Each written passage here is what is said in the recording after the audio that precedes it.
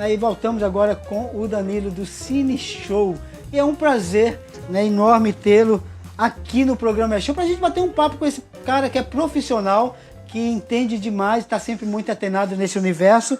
E é muito bacana a gente ter no quadro, né, no programa Show, o Cine Show, e todo sábado, né, a gente está evidenciando algumas imagens, né, e falando um pouco do cinema. E esse cara aqui, que é o Danilo, seja bem-vindo, Danilo, ao programa Show. É muito bom tê-lo aqui, cara. Você sempre está antenado mesmo, né, assim, dos lançamentos, do que acontece no cinema, enfim. Eu procuro estar antenado, né? Toda vez, segunda-feira, né? Aliás, o programa já começa a ser redigido no domingo.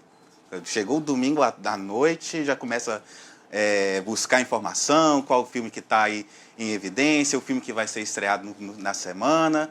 E aí, na segunda-feira, a gente prepara a redação, prepara como é que vai ser o BG, o fundo, enfim. E aí, chega na terça-feira, grava, na quarta-feira edita, na quinta-feira é publicado e no sábado é divulgado aqui. Bacana. É meio corrido, né? E fica muito... Danilo, eu quero assim, fazer um elogio, já fiz, né, em off, mas assim, pessoalmente, cara, assim, a edição é muito bacana, as imagens, você consegue assim, passar de forma com muita clareza, né, a informação. E isso é muito bacana. Não é todo mundo que consegue fazer edição e passar a mensagem com muita clareza. E sua edição fica muito bacana e você consegue transmitir, né, o que você de fato quer transmitir com muita clareza, com muita... Eu fico lisonjeado com as suas observações, né? Muita gente também, né, tem elogiado, né? Então, assim, isso me deixa muito feliz.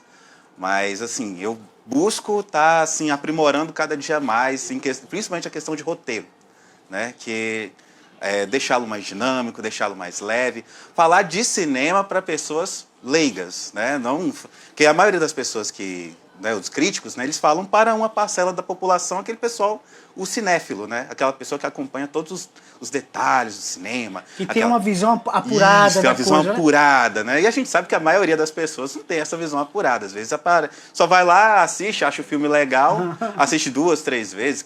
O que não dizer de As Branquelas, por exemplo, né? Que é um filme muito cotado aí. Mas, assim, eu busco falar para pessoas de um modo geral, né? Para tirar aquela barreira que, tipo, crítica de cinema é aquela coisa apurada, né? Rígida. Não, é uma coisa fácil, basta assistir, né? E basta aí fazer o comentário, enfim.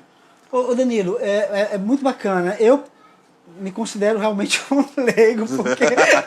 Mas todos nós somos leigos, né? Mas me fala assim, na sua visão, como um cara que é um observador e que entende um pouco desse universo, como que você vê, né, e qual a avaliação que você dá ao cinema brasileiro de hoje, ao cinema brasileiro de 20, 25 anos atrás? Olha, o cinema... É ótimo que você tocou nesse ponto, porque o cinema brasileiro, tipo, quando ele começou lá nos anos 40, 50... 60, ele estava assim é como que estava na indústria da cinema, eles queriam perseguir o ideal de Hollywood, né? Aí chegou no anos 70, e assim se prosseguiu nos anos 70, nos anos 80, né? Quem dirá também os Trapalhões, né? Também que foi o maior também fomentador do cinema brasileiro, né? O grupo Os Trapalhões, que junho, um dado assim interessante, entre junho e dezembro sempre tinha filmes dos Trapalhões nos anos 70 e dos anos 80. Né, porque eles aproveitaram as férias escolares para lançar os filmes. E eles faziam também a ponte para filmes estrangeiros. Olha que interessante. E aí a gente teve um período aí no final dos anos 80 até meados dos anos 90 que ficou um apagão no cinema. Não se produzia mais nada no cinema brasileiro. Voltou graças a Carla Camurati no filme Carlota Joaquina. E a partir daí se desenvolveu a nova indústria brasileira, a nova safra de filmes. Você obviamente assistiu, foi um dos filmes que eu achei muito bacana, mas é antigo, né, claro? Sim. Estamos voltando, Olga. Que filme, assisti. Que filme maravilhoso, cara, aquele, né? Não, comovente, né? A história era a menina, assim, ela incorporou no personagem mesmo. Né? Você via a própria Olga, né? A Olga Prestes, né? Né? Eu assisti ele na faculdade, só pra você ter uma ideia. Nossa, foi um filme que me arrepiou, né? Porque contava um pouco, né? Daquela história, né? Era uma história bem interessante aí. Quem tiver a oportunidade de ver o filme, eu recomendo. Qual a observação que você faz aí de algum filme brasileiro que você elogia ou que você critica desses últimos anos, 2, 3 anos? Últimos anos? Bem, vamos pensar aqui num filme brasileiro, né? Os Parças, que está em cartaz. É um filme de humor. Né? Qual que o nome? Os Parças. Ele está em cartaz no cinema. Né? É um filme de humor, né? Tem o Whindersson Nunes, tem o Tiro Lipa, tem o Tom Cavalcante. Não tenho que ver, realmente. É um filme de comédia. E, né? É um filme tá, rir. Tá bem bacana a qualidade. Muito bacana. Né?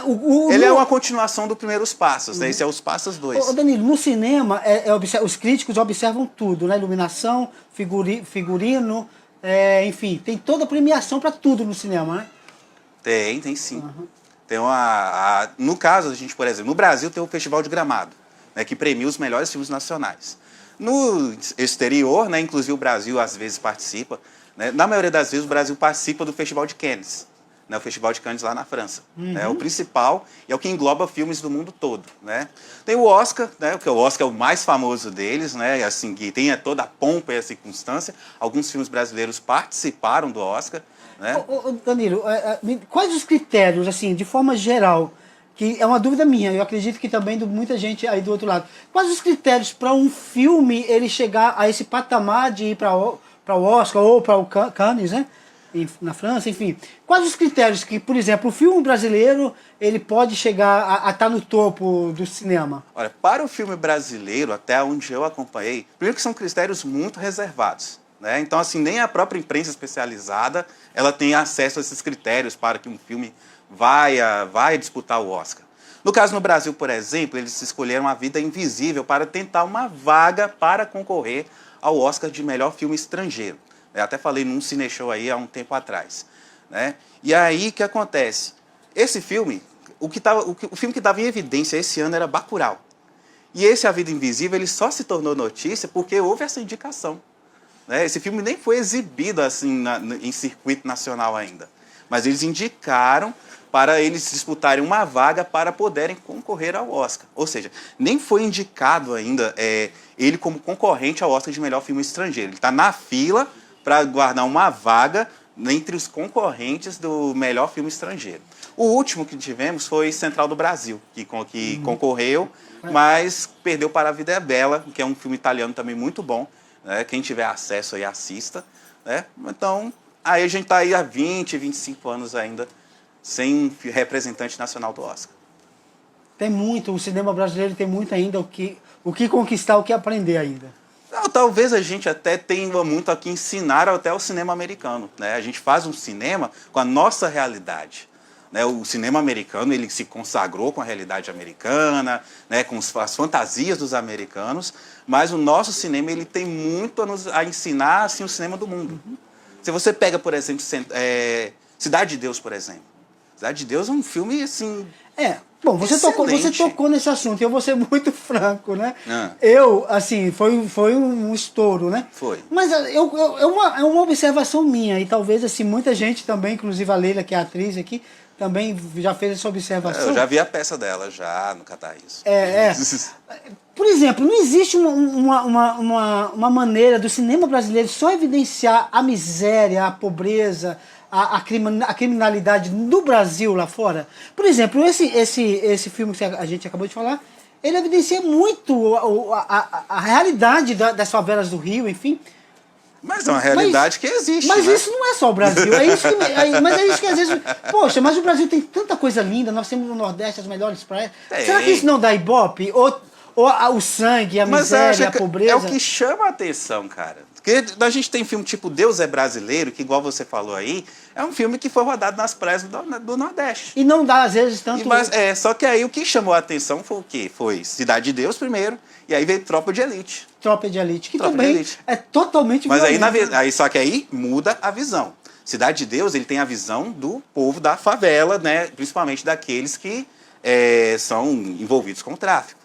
Né? E é um filme interessantíssimo. Assim como Tropa de Elite é também um filme interessantíssimo, mas na visão do policial. Né? Não, eu não estou desmerecendo cada filme, mas eu particularmente não gosto de filme que evidencia violência, morte, criminalidade. Eu particularmente não perco meu tempo assistindo. Né? Mas, Danilo, olha, quero agradecer demais a sua presença. Como que as pessoas podem te encontrar no Instagram? Reforça de novo. Bom, já falei no vídeo, mas não custa nada falar. né? Vocês podem nos encontrar no Instagram, numa página que eu mantenho, que é o @CineshowGV. Lá tem notícias diárias do mundo do cinema, os lançamentos, os filmes em cartaz, né? O Cineshow, né? Que também tem uma versão que vai para o IGTV. Tem o meu canal, o Danilo Audiovisual, lá no YouTube também, que vocês acompanham também. Tem também a versão de rádio também, que a gente está divulgando na 97,7. Que bacana, né? cara. O Cineshow Rádio. Bacana. E aí é um espacinho de 3 minutos, estourando 3 minutos, que a gente fala dos lançamentos dos filmes que estão da semana. E por falar nisso, eu vou trazer um recado da Claudinha para você. Ela pediu para que eu te falasse.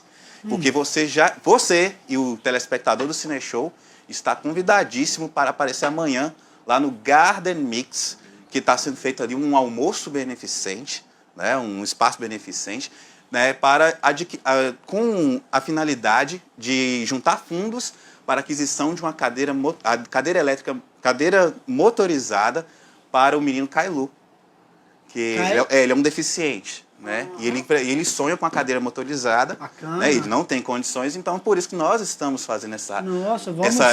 corrente, essa ajuda Lá, para poder agarrar fundos para conseguir essa cadeira para ele. Olha aqui, ação entre amigos, em prol do Kailu. Isso. Que bacana, vamos sim, vamos todo mundo junto.